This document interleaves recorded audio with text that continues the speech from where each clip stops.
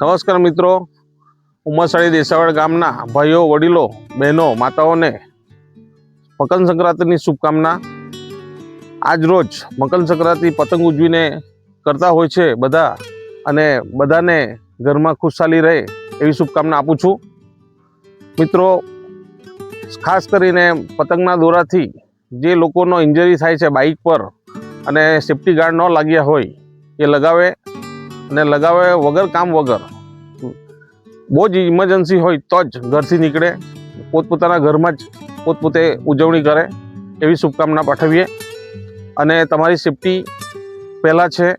બીજું કે પશુ પક્ષીઓ જે તે જગ્યામાં ગામમાં ઇન્જર થાય દોરાથી કે કઈ બી રીતે, તો અમારી ટીમને અમને જાણ કરે, જેથી કરીને આપણે એ લોકોને ચિકિત્સાલયમાં સારવાર આપી શકીએ।